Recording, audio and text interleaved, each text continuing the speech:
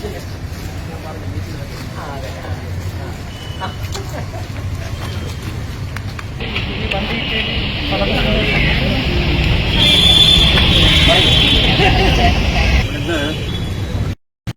ചലച്ചിത്ര സംവിധായകനുള്ള സന്തോഷ് പണ്ഡിറ്റ് അദ്ദേഹത്തിൻ്റെ ചാരിറ്റി പ്രവർത്തനത്തിൻ്റെ ഭാഗമായിട്ട് അദ്ദേഹം ഒരു സെക്കൻഡ് ഹാൻഡ് ഓട്ടോ നല്ല വിലയോടുകൂടി വാങ്ങി ഏറ്റവും ബുദ്ധിമുട്ടുള്ള അല്ലെങ്കിൽ സ്വന്തമായ ഓട്ടോറിക്ഷ ഓടിക്കാൻ കഴിയാതെ മറ്റ് വാടകയ്ക്കെടുത്ത് ഓടുന്ന ഒരാൾക്ക് കൊടുക്കുന്നതിന് വേണ്ടി തീരുമാനിച്ചു. അത് ബഹുമാനിയായിട്ടുള്ള ദിനേശ് കൗൺസിലർ ആളെ സെലക്ട് ചെയ്തിട്ടുണ്ട്. ആളെ ഇവിടെ എത്തിയിട്ടുണ്ട്. ആ ഓട്ടോ കൈമാറുന്നതിനായി ബഹുമാനിയായിട്ടുള്ള മേയർ ശ്രീ സന്തോഷ് പണ്ഡിറ്റും കൂടി ആ കാര്യം ചെയ്യുന്നു.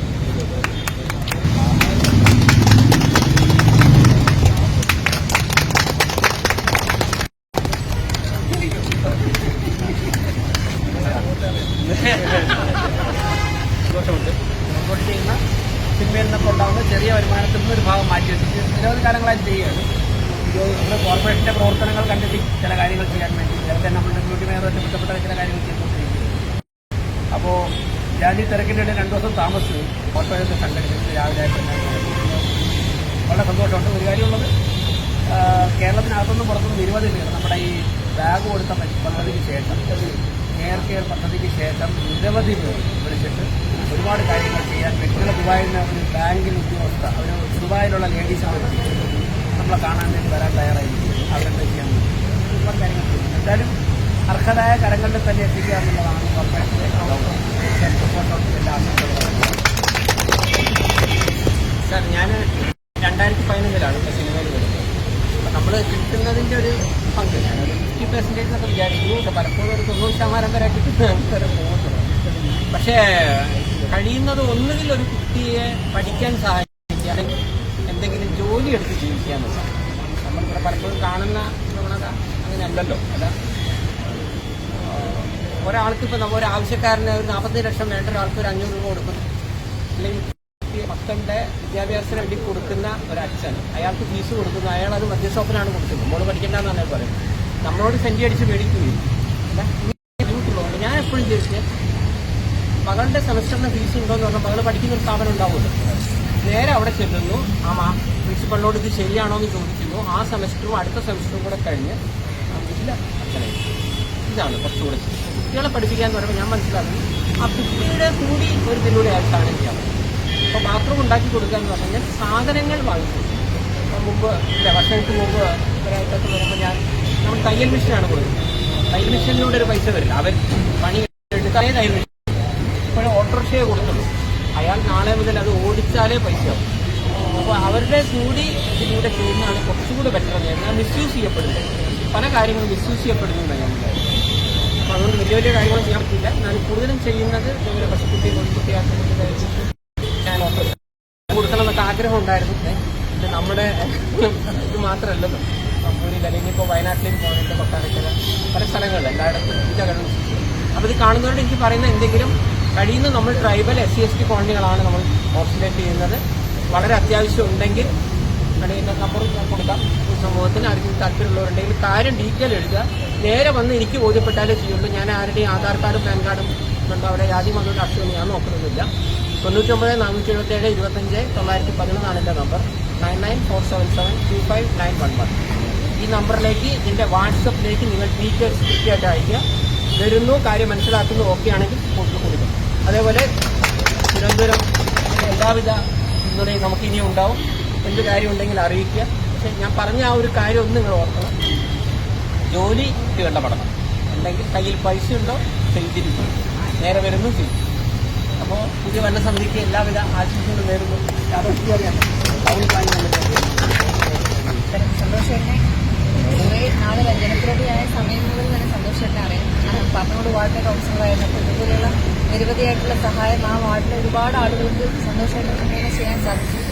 ഒരുപാട് സന്തോഷം. നമ്മുടെ തിരുവനന്തപുരം നഗരത്തിൻ്റെ കെയർ പദ്ധതി അത് ഇപ്പം നേരെ സൂചിപ്പിച്ചപ്പോൾ തന്നെ ഇത് നമ്മൾ മേയർസ് കെയർ എന്ന് ഇത്രത്തോളം ജനങ്ങൾ സ്വീകരിക്കുമെന്ന് നമുക്ക് പോലും ഇത്ര ഇതുണ്ടായിരുന്നില്ല. പക്ഷെ ഒരുപാട് ആളുകൾ വിളിച്ചിട്ട് ഈ ഒരു പദ്ധതി ഇങ്ങനെ ചെയ്തതിന് തിരുവനന്തപുരം നഗരത്തിലെ ഓരോ ജനങ്ങളും ഏറ്റെടുത്ത് തുടങ്ങി. കാരണം ഒരുപാട് ആളുകൾക്ക് ഈ മേയർസ് കെയർ പദ്ധതി ഇൻസ്പയർ ആയിട്ട് നമ്മളെ സഹായിക്കുവാനും ഒക്കെ തന്നെ, കാരണം ജനങ്ങൾക്കിടയിലേക്ക് നമ്മൾ തിരുവനന്തപുരം നഗരത്തിലെ ഭരണത്തിൽ വന്നിട്ടുള്ള ആളുകൾക്ക് എന്തെങ്കിലും അവരുടെ കയ്യിലേക്ക് കൊടുത്താൽ കൃത്യമായിട്ട് അർഹരായിട്ടുള്ള എത്തുമെന്ന ബോധ്യപ്പെട്ടതിന്റെ അടിസ്ഥാനത്തിൽ ഒരുപാട് ആളുകൾ നമുക്ക് സഹായിക്കുവാനായിട്ട് നമ്മുടെ അടുത്തേക്ക് വന്നിട്ടുണ്ട്. അതൊരു സന്തോഷമായിട്ട് തീർച്ചയായിട്ടും മേയർസ് കെയർ പദ്ധതി ഇൻസ്പയറായിട്ട് തന്നെയാണ് നമുക്ക് ഇങ്ങനെ ഒരു സഹായം ചെയ്യുവാനായിട്ട് ഇവിടെ എത്തിയിട്ടുള്ളത്. എന്തായാലും സന്തോഷമായിട്ട് ഒരുപാട് നന്ദി. മറ്റനായിട്ടുള്ള ഒരു തരത്തിൽ തന്നെയാണ് സന്തോഷമായിട്ട് ഇങ്ങനെ ഒരു സഹായം ചെയ്തത്. എന്തായാലും സന്തോഷമായിട്ട് ഓരോ പ്രവർത്തനത്തിനും എല്ലാവിധ ഭാവങ്ങളും ബഹുമാനപ്പെട്ട സന്തോഷ് പണിക്ക് വർഷങ്ങളായിട്ടുള്ള ബന്ധമാണ്. തീർച്ചയായിട്ടും ആ മനസ്സെന്ന് പറഞ്ഞൊരു വിശാലമായ മനസ്സാണ്.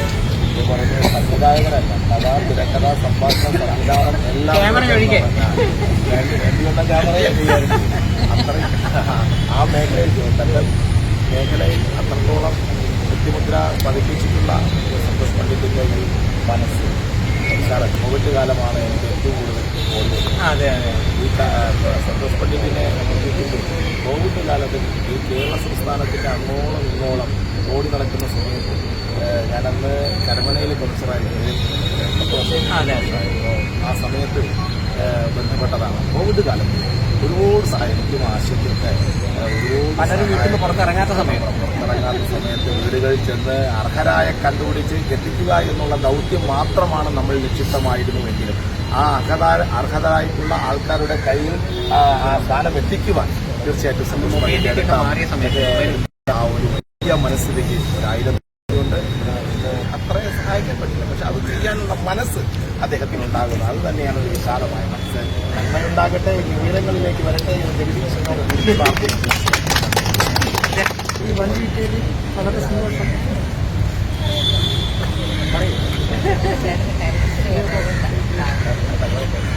വീട്ടിലെ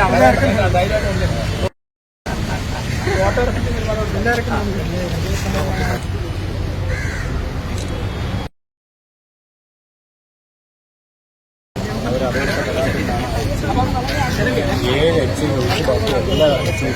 അക്കൗണ്ടിലേക്ക് 80,000 രൂപ പോയിട്ടുണ്ട്. എമർജൻസി നടന്നില്ല.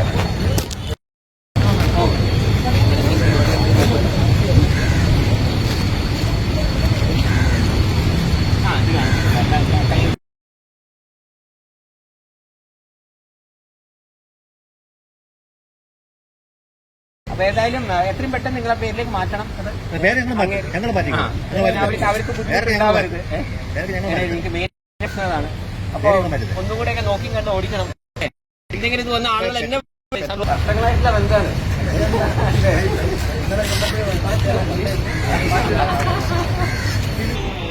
Thank you.